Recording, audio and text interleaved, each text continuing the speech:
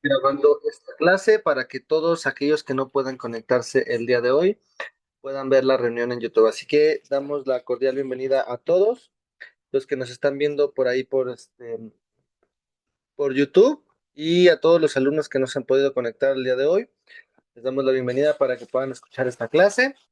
Damos la cordial bienvenida y en esta situación, en este caso, por ahí les ofrezco una disculpa por no haberme podido conectar con ustedes la clase pasada debido a un contratiempo que por ahí se nos presentó, pero gracias a Dios todo está bien.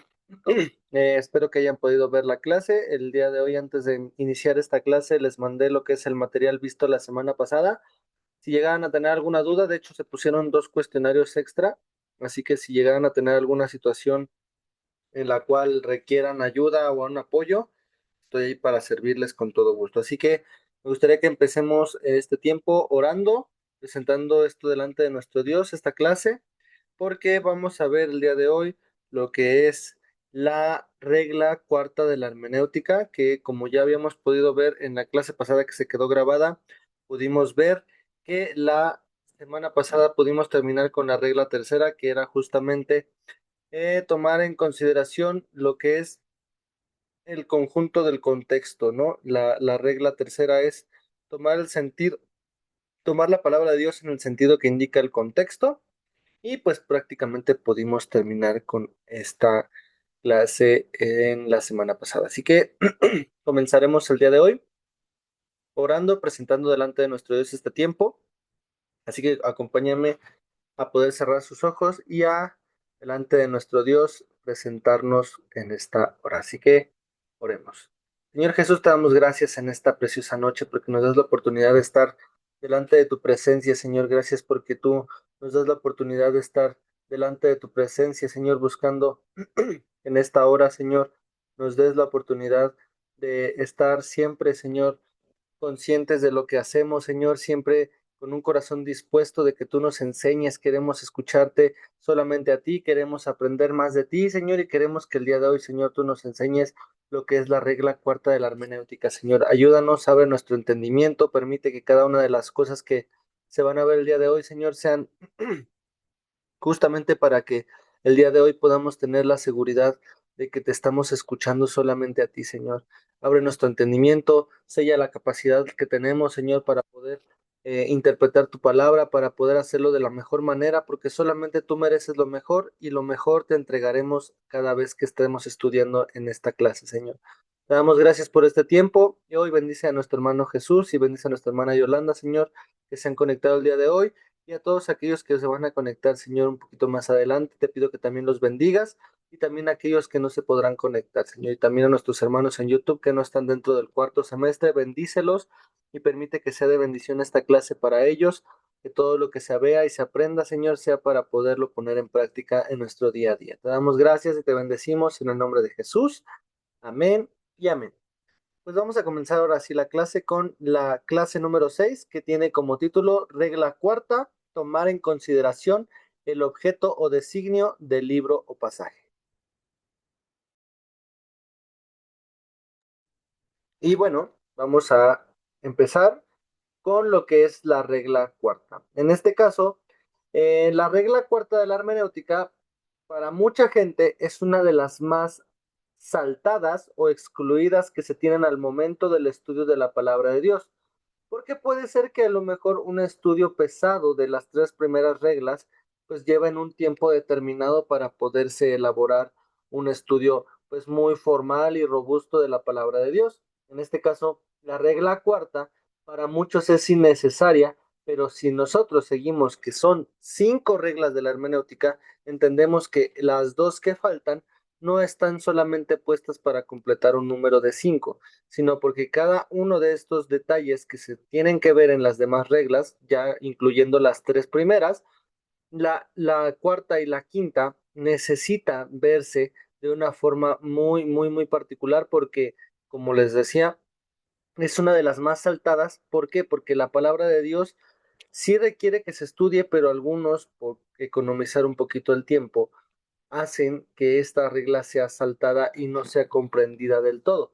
Por eso es que vamos a ver el día de hoy que cuando nosotros estemos leyendo la escritura, la mayor parte de las veces lo vamos a estar haciendo de una manera aislada y esto es lo que no se debe hacer porque muchas de las cosas que están como riquezas profundas y culturales que no vemos a simple vista pueden llegar a contener grandes detalles para la comprensión de un texto.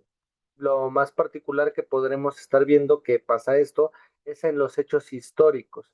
¿Por qué? Porque en los hechos históricos y en las situaciones que se relatan en el tiempo aquello narrativo, tendríamos que nosotros ver la cultura, las tradiciones y las costumbres para poder ver lo que se está realmente diciendo en la palabra de Dios en un tema narrativo. Entonces, este tipo de lectura, como lo hemos ya estudiado, no es errónea, ya que va a ser el Espíritu Santo quien hable, pero no se toman en cuenta, como les decía, muchos aspectos culturales que estamos leyendo en un pasaje con significados un poco oscuros de entender. Se pone oscuros en la parte de las comillas porque realmente no estamos hablando de algo oscuro, ¿no? De oscuridad, sino de un poco que no tienen la visibilidad del todo porque necesitan ser comprendidas con más detalle.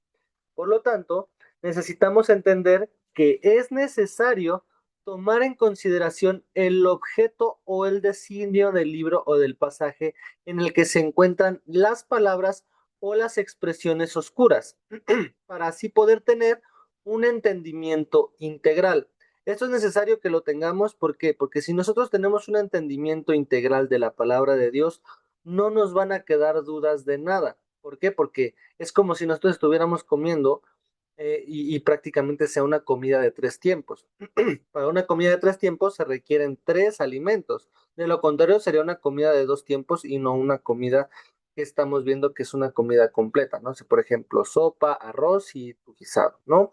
En este caso, para poder entender estas situaciones que están oscuras ante el ojo humano, que no son perceptibles a simple vista, necesitan el estudio muy profundo de la palabra de Dios. ¿Por qué? Porque son expresiones o palabras que requerirán más profundidad para poder desarrollar un poquito más claramente lo que estamos viendo. Y así, con esta regla, ya no solamente deberíamos de considerar lo que es el contexto, lo que está antes y después del texto que vamos a estar estudiando, sino todo lo que va a abarcar la situación, el tiempo, etcétera. Esto y con una aplicación mayor de la regla, con también énfasis a las reglas anteriores, nos va a dar un panorama mayor por si las anteriores no nos dan el suficiente resplandor de acuerdo a la palabra de Dios. Si tal vez ya nosotros comenzamos con una frase, con una palabra, como lo es la regla primera y la segunda, y ya leímos todo el contexto y aún así no nos queda claro del por qué estamos leyendo esto y por qué fue escrito, tal vez el objeto o el designio del libro que estamos nosotros escribiendo, que estamos nosotros leyendo, tuvo que escribirse con un motivo en particular. En este caso, vamos a requerir de herramientas de estudio para poder aplicar esta regla cuarta. ¿Por qué? Porque no todos los comentarios bíblicos o no todas las Biblias contienen una pequeña reseña antes del libro y se permite conocer por qué, cuáles fueron las intenciones, en qué tiempo fue escrito, el público al cual se les estaba publicando la palabra, en este caso, en el caso del Nuevo Testamento, pueden ser las cartas paulinas, de por qué se le hacía a la iglesia de Corinto, en qué año fue escrita, no sé, por ejemplo, las cosas del Antiguo Testamento, por qué fue escrito el Pentateuco por Moisés, Moisés en qué momento se volvió historiador y aparte el guía para poder llevar al pueblo de Israel. Todas estas cosas, cuando nosotros no entendemos una palabra del por qué, no sé, por ejemplo, también otra cosa, de Deuteronomio, por qué se pusieron estas cosas en, en, en Deuteronomio, podemos entender que si el objeto o el designio del libro de Deuteronomio era con un fin de enseñar la ley para poder cumplirla, podemos entender ahí que esto nos va a dar la suficiente claridad de cualquier tema que estemos hablando en particular cuando ni el sentido ordinario, ni el conjunto de la frase, ni el contexto pueden remover la dificultad y disipar la duda, ahí va a entrar el complementar el estudio con algo más. Y algo más va a requerir un más esfuerzo. ¿Por qué? Porque esto justamente es lo que vamos a invertirle para la palabra de Dios que estamos leyendo. Por eso es que ahora nos podemos hacer una pregunta. ¿Cómo puedo adquirir la comprensión del propósito o designio de un libro o pasaje? La respuesta es cuando estudiamos y analizamos todas y cada una de las situaciones que no están explícitamente precisas o visibles en un libro. En este caso también, no sé si se acuerdan, que anteriormente, justamente en la regla tercera, yo les estaba enseñando el motivo o el designio de Filipenses 4:19. En este caso, podemos ver en algunas Biblias virtuales, existe en la parte de la primera, del primer versículo, por ejemplo, en mi Biblia virtual, viene la epístola del apóstol San Pablo a los filipenses y viene una pequeña introducción. Explica Filipos, explica la característica de la iglesia filipense y más adelante lugar y fecha de redacción, contenido y estructura. Y más adelante vamos a ver ahora sí la continuación. Vemos también un esquema de contenido de cómo va desglosada cada una de los versículos de Filipenses, pero en algunos de estos apartados debe de contener el contenido o la escritura. Entonces, prácticamente aquí nos está explicando en la Biblia virtual o en una Biblia de estudio, nos da la suficiente explicación del por qué se tenía que explicar a la iglesia de los filipenses todas estas verdades ocultas que ante nuestros ojos podríamos nosotros decir, ah, pues sí, mi Dios pues suplirá todo lo que nos falta conforme a sus riquezas en gloria en Cristo Jesús. Pero no nos da como la suficiente luz para entender que esto es derivado a que los filipenses tenían una vida que le agradaba a Dios y sobre todo que eran dadores alegres. Dios no los iba a bendecir si ellos no tenían un corazón que iba a dar sin medida. En este caso, como les decía y les explicaba en en las clases pasadas, los filipenses le costearon muchos viajes a Pablo misioneros. Por lo tanto, ellos daban sin medida. Ellos eran personas que compartían, era una iglesia muy unida y que prácticamente la verdad oculta es justamente con este tipo de análisis antes del libro, donde se explica cómo era la iglesia de los filipenses, que pues obviamente tenía una corriente pues griega, romana, pero aún así el impacto de la palabra de Dios y del Evangelio permitió que su vida fuera aún más unida entre ellos, pero sobre todo que fuera generosa. Como la primera iglesia fue generosa, que vendían todas las cosas entre sí para mantener el ministerio, ellos hacían prácticamente lo mismo, hospedando a todo aquel que predicara el Evangelio y sobre todo ayudándolo a que su misión siguiera viva y extendiéndose a lo largo de los alrededores de Asia Menor. Por lo tanto, esto nos explica que justamente lo que estamos leyendo, cuando estudiamos y analizamos todas las situaciones que no están precisamente escritas en un libro, vamos a ver que es importante tomar en cuenta la ocasión, el motivo y a qué personas fue escrito originalmente para poder interpretar el texto que leemos. Lucas escribió el Evangelio según San Lucas para evangelizar a Teófilo. Por lo tanto, ese es el designio del pasaje o del libro, el poder evangelizar a una persona, pero obviamente nos lo dejó con tanto detalle y con tanta ciencia y con tanta documentación como si él hubiera estado presente en aquel tiempo. Esto nos va a dar el motivo esencial para poder interpretar cada texto que estemos leyendo.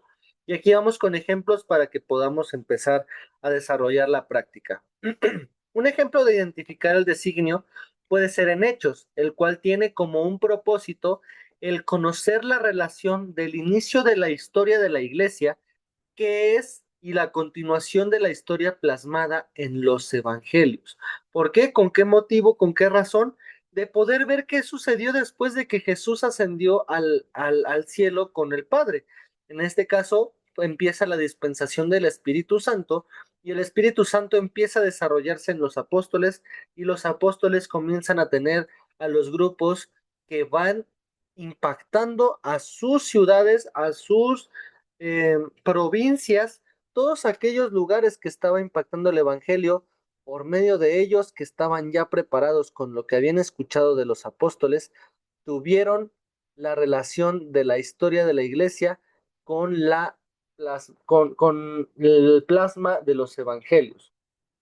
Por lo tanto, podríamos conocer el motivo o el designio del libro de Hechos, el conocer que fue el desarrollo de la iglesia primera.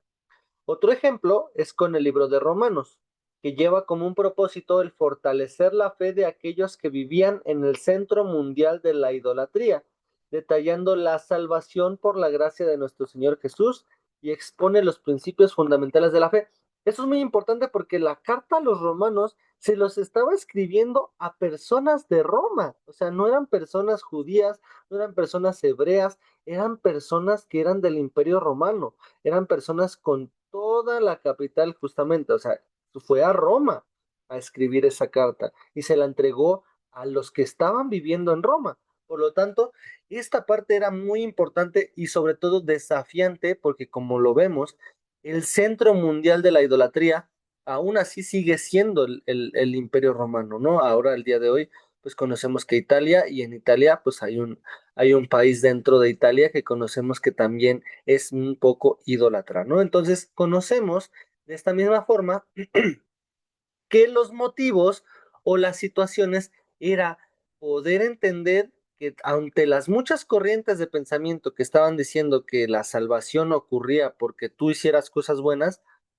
ahí desmentía a Pablo y decía que la salvación era por gracia y todo aquel que dijera algo extraño, incluso ahí viene en Romanos, que fuera considerado maldito. ¿Por qué? Porque la gente estipulaba y decía ya que las cosas eran correctas, cuando en la Biblia y cuando el Evangelio que predicó Jesús no decía eso. Prácticamente decía, no, pues todos los caminos te llevan a Dios, no, o la salvación proviene porque tú obedezcas nada más, ¿no? Pero sobre todo dice, Él es el camino, la verdad y la vida, y nadie va al Padre si no es por Él. Por eso es que reconocemos al día de hoy como cristianos ser seguidores de Jesús. No seguimos a un hombre, no seguimos una doctrina nada más de hombres, sino seguimos una doctrina que fue establecida desde el principio, que creemos que la palabra de Dios fue escrita por hombres y mujeres. Sí, claro que sí, pero fueron inspirados por el Espíritu Santo para que Dios siga haciendo la obra redentora en nuestra vida y que podamos compartir esa misma salvación a aquel que lo necesite. Pero justamente la salvación es por gracia de nuestro Señor Jesús y todos los fundamentos de la fe van a estar establecidos no solamente en el libro de los Romanos, sino en toda la palabra de Dios.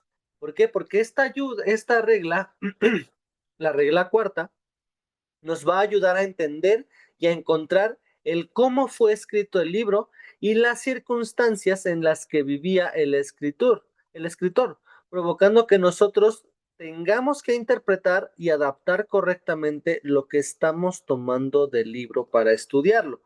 Porque si nosotros no nos dedicamos a ver esto adicional, como les decía al principio de la regla cuarta, es de las más saltadas, pero tiene una riqueza impresionante porque híjole, señor, ya entiendo ahora por qué hablaste de justamente de Primera de Corintios 13 que habla del amor. La iglesia de Corinto era una iglesia que necesitaba el refuerzo en el amor porque era una cultura que dividía a sus pobladores con diversas corrientes de pensamiento, pero justamente dice, pero si no tengo amor, nada soy. Y entonces viene y empieza a decir, el amor es sufrido, el amor es benigno, todas esas cosas para que se quedaran claras en la iglesia de los Corintios, de los Corintios, y pudieran tener la adaptación de acuerdo a lo que ellos necesitaban. Por eso sí es importante que estudiemos la regla cuarta, para que todo lo que veamos como un propósito de la escritura del libro, también lo empecemos a poner y tomar en cuenta con nuestro estudio de una frase, de un versículo, de un tema completo, un capítulo completo, o incluso con una palabra solamente. En este caso, podríamos nosotros complementar regla 1, 2, 3 con la cuarta para que sea un estudio total o con los debidos detalles que nosotros necesitemos poner. Por lo tanto, en este caso, todas las cosas, y hay casos, por ejemplo, en los que el designio consta en el mismo libro o pasaje, como por ejemplo el de toda la Biblia. En este caso, muchos de los versículos van a decir el propósito por el cual fue escrito el libro, y aún así tener que buscarlo para centrar la idea y que todo lo que estemos leyendo no solamente lo leamos nada más de una forma eh, desordenada, sino al contrario, ya entendiéndolo en la lectura y ahora confirmándolo con la relación o el resumen del libro, podamos tener la certeza de que la regla cuarta se esté poniendo de una forma correcta. Vámonos con dos ejemplos, Romanos 15:4 y segunda de Timoteo 3:16 y 17. En este caso, hermana Yolanda nos puede ayudar con Romanos 15:4 y hermano Jesús nos puede ayudar con segunda de Timoteo 3:16 y 17. Cuando lo tengan pueden abrir su Biblia, por favor, de su micrófono para poder leer, ¿va?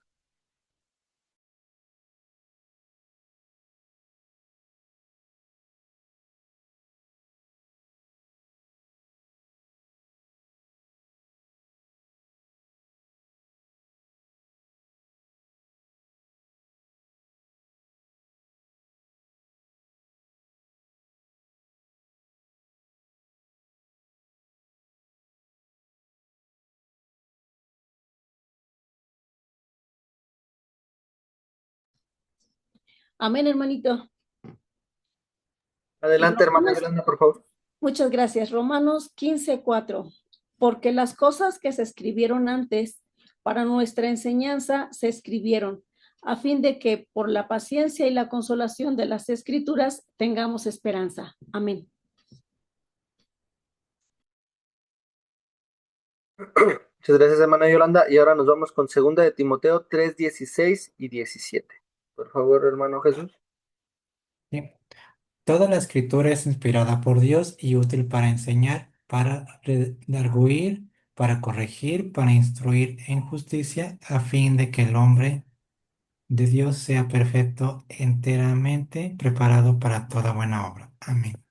Amén. Muchísimas gracias, hermano Jesús. Entonces, con lo que leyó nuestra hermana Yolanda y nuestro hermano Jesús, podemos entender que la escritura tiene un propósito especial y que todo lo que está escrito es con una función. En este caso, como lo vemos en el último, que es segunda de Timoteo, para enseñar, para redarguir. Redarguir es en el caso de que una situación esté de una forma, pueda cambiarse a otra, pueda ser como convencida para corregir y para instruir en justicia, a fin de que el hombre de Dios, el hombre y la mujer de Dios, sean perfectos y sobre todo sean enteramente preparados para toda buena obra. Eso es lo más importante que nosotros podemos rescatar de este texto, que estemos totalmente preparados para cualquier cosa.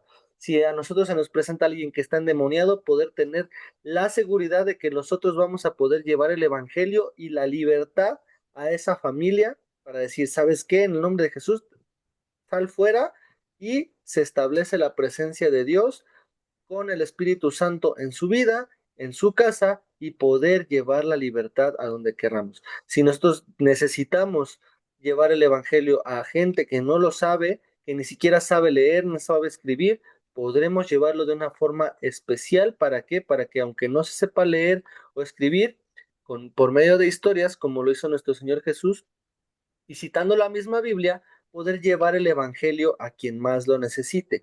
Esto es importante porque nosotros no lo vamos a poder hacer sin ayuda del Espíritu Santo.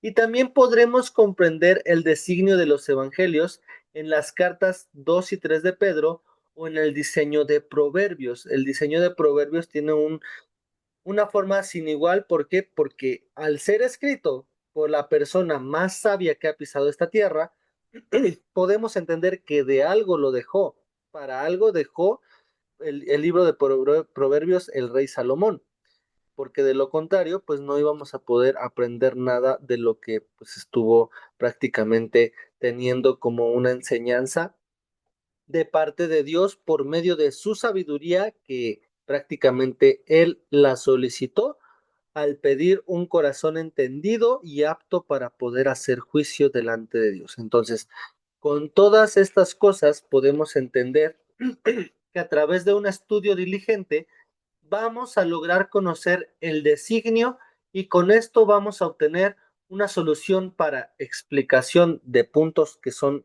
prácticamente oscuros, aclaración de textos que parecen contradictorios y conseguir un conocimiento más profundo en pasajes que incluso ya hemos leído varias veces y que nosotros podemos decir, ay, es que no me queda claro por qué está escrito esto, pues ya me lo voy a saltar, ¿no? Con estas reglas, hasta la regla cuarta, vamos a poder conocer que todo tiene un propósito y un fin específico para poderlo aprender. Porque de lo contrario, nos vamos a perder y nuevamente la escritura va a pasar de largo cuando Dios quiere que entendamos esto. Por eso es que al día de hoy estamos estudiando hasta la regla cuarta al día de hoy y podremos tener una aplicación correcta de lo que estamos viendo. ¿Cómo vamos a aplicar la regla? Es de suma importancia el contar con herramientas de estudio que nos vayan a facilitar el encontrar los designios o el objeto de un libro. Una Biblia de estudio es de las mejores herramientas que podemos tener, ya que en muchas de ellas viene una explicación y propósito de cada libro que nos puedan apoyar. Es lo que yo les decía hace un momento. Pero si no llegaran a tener para una Biblia de estudio de forma grande o de una forma más explícita en estas Biblias de estudio, ustedes como yo lo estábamos haciendo hace un momento, poder tener una Biblia virtual que contenga una introducción antes de cada libro y con eso vamos a poder tener el reemplazo de la Biblia de estudio con un análisis previo y básico de lo que son los libros de la Biblia en cada uno de ellos. Viene al principio la explicación para así poder tener la aplicación de la regla cuarta. No hay detenimiento para que si no tenemos una Biblia de estudio, no poder hacer la regla cuarta. Porque sí vamos a necesitar una Biblia de estudio, pero si no, vemos todas las alternativas que puedan requerir en caso de que nos las pidan. Y ahora vamos a ver ejemplos o cómo aplicar las reglas cuarta de la hermenéutica. Ejemplo número uno va a ser la carta de los Gálatas y a los Colosenses, los cuales fueron cartas escritas a causa de los errores que los judaizantes trataban de enseñar en las iglesias. Por lo tanto, el designio del libro es enseñar con claridad el propósito que tuvo la muerte expiatoria de nuestro Señor Jesús. De hecho, hay un versículo muy común utilizado en el libro de Gálatas. ¿Por qué? Porque hay un parte, un verso de la Biblia donde dice justamente, Gálatas insensatos. ¿Cómo es que pudieron olvidar cada una de las cosas que se le explicaron en el enseñar de la palabra de Dios? Y ustedes se volvieron a su vana forma de vivir con todas las prácticas anteriores.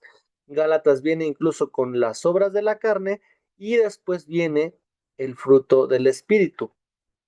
¿Por qué? Para que pudieran tener la parte mala y la parte buena en un contraste. ¿Para qué? Para que justamente las personas que estaban ya siendo convertidas al cristianismo, en este caso a ser seguidores de Jesús, seguían judaizando y diciendo que por medio de la ley 100% hecha es que iban a ser salvos, cuando la doctrina de Jesús es que por medio de él, por medio de su muerte, no iban a poder tener otra libertad más que con él. En este caso, nuevamente citando a que él es el camino, la verdad y la vida, y nadie va al Padre si no es por él, reconociendo su muerte y resurrección, no solamente teniendo una vida de grandes destellos y sin errores, sino al contrario.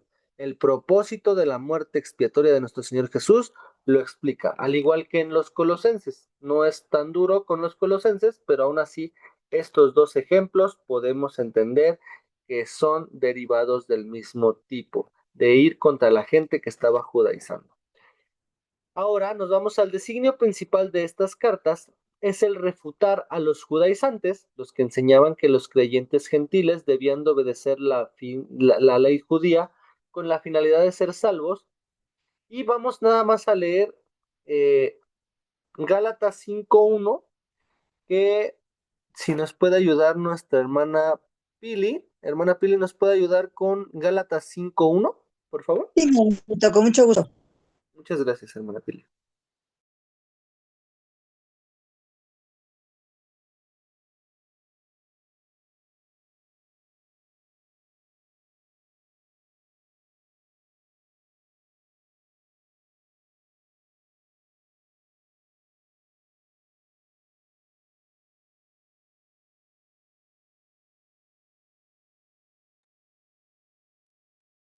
Cuando lo tenga, hermana Pili, puede abrir su micrófono.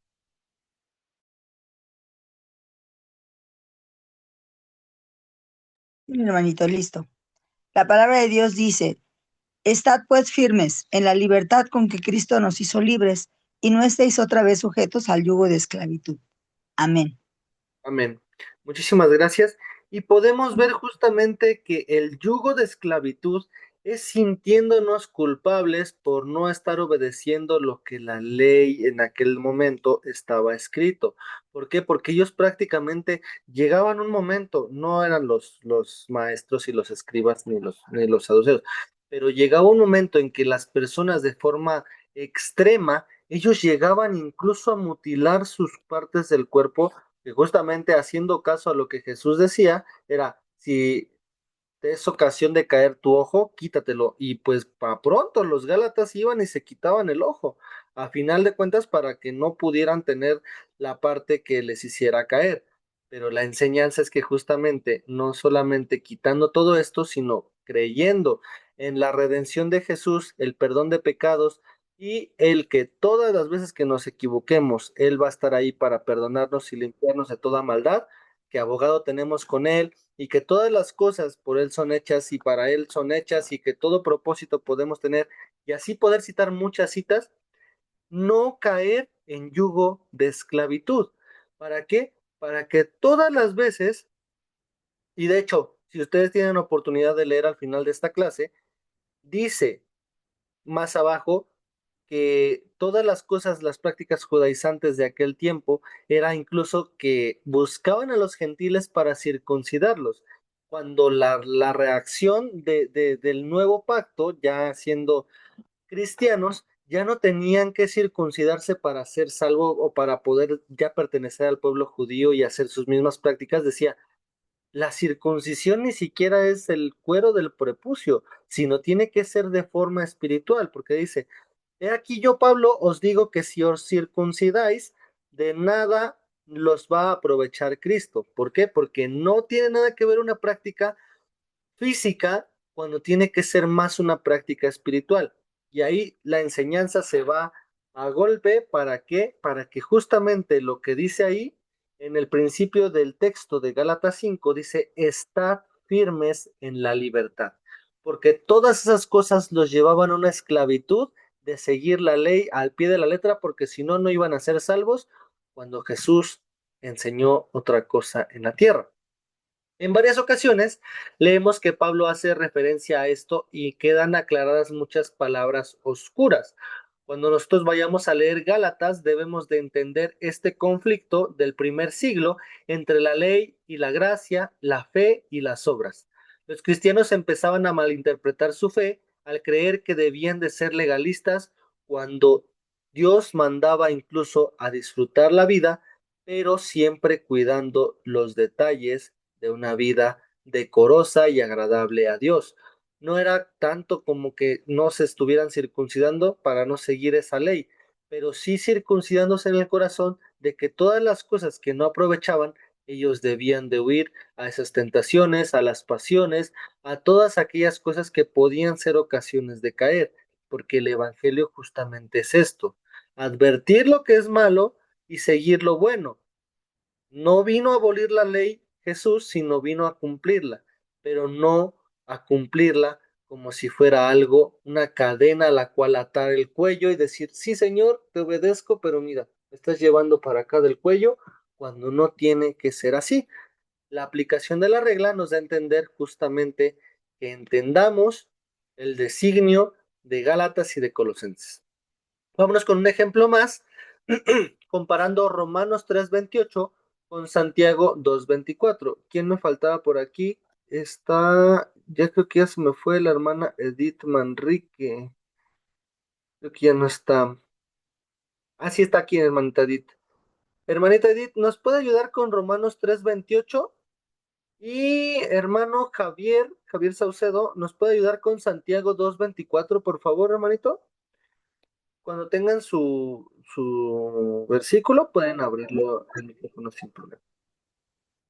Hermano, no lo escuché porque se oye muy cortada me dijo a mí, Sí, hermanita Edith, ¿nos puede ayudar con Romanos 3:28?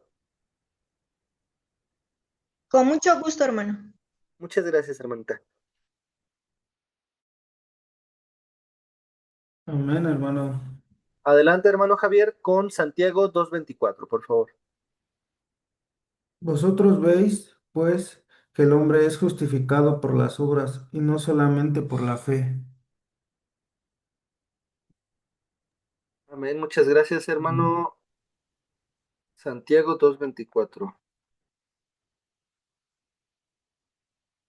Muchísimas gracias. Entonces dice, vosotros veis pues que el hombre es justificado por las obras y no solamente por la fe. En este caso se estaba hablando de las situaciones que hablan de la fe sin obras es muerta. Desde el versículo 14 habla Santiago acerca de que la fe sin obras es muerta. Entonces, por lo tanto, el versículo 24 entendemos que el hombre es justificado por las obras y no solamente por la fe.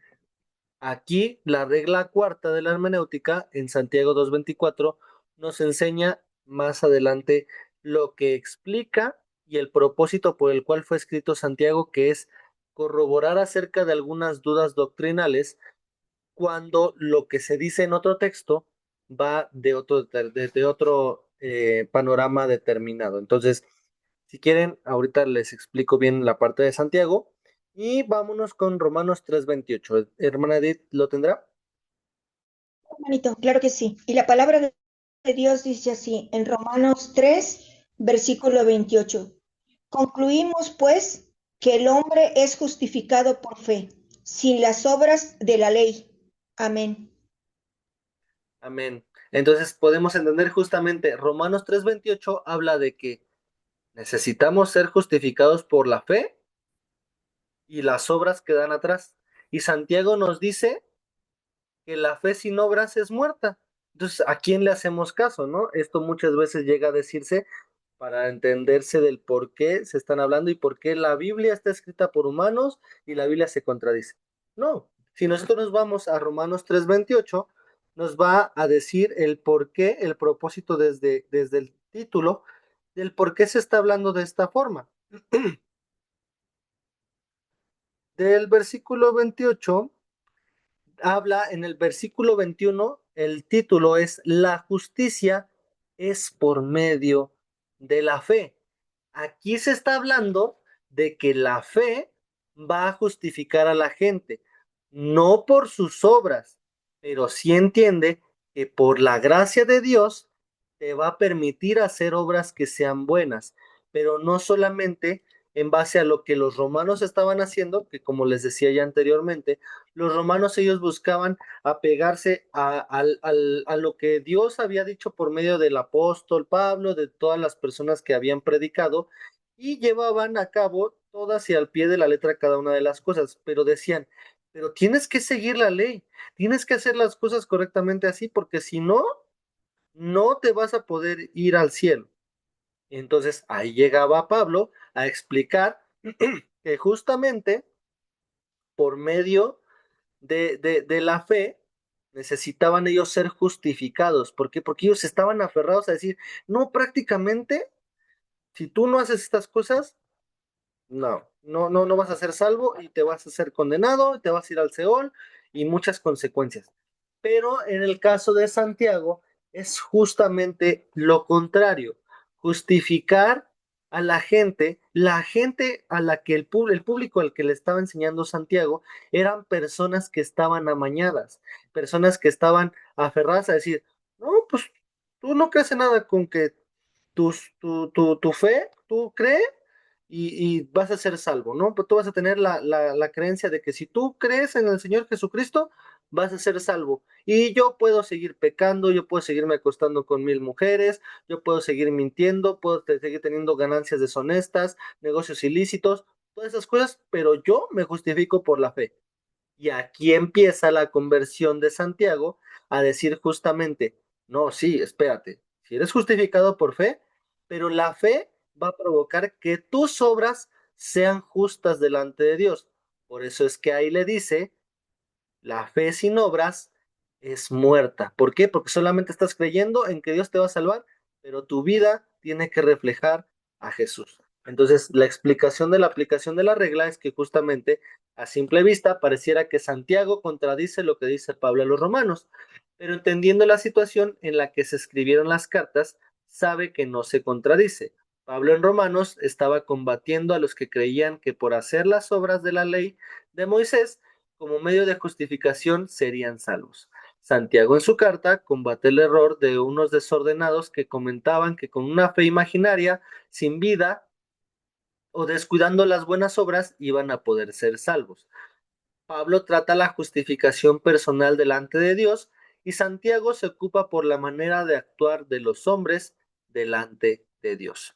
Solamente vamos a ver que Pablo habla de una fe puesta en el Señor y no en las obras que hacemos, mientras que Santiago habla de la fe en que se puede vivir diferente al aceptar a Cristo.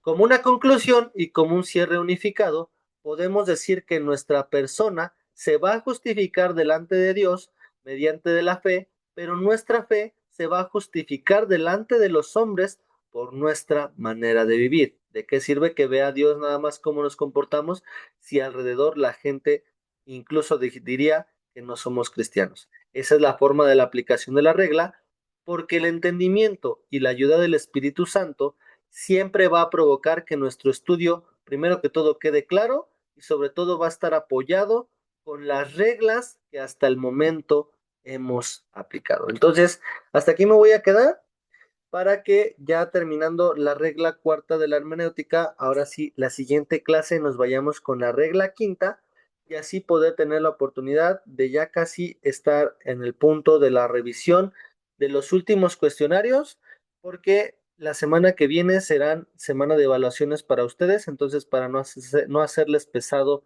lo que es el estudio de las demás materias, nosotros vamos nada más a completar los cuestionarios que nos faltan y haremos una revisión al terminar la regla quinta de la hermenéutica y las figuras retóricas para poder ya empezar a cerrar calificación con ustedes de acuerdo a lo que han entregado, ¿vale?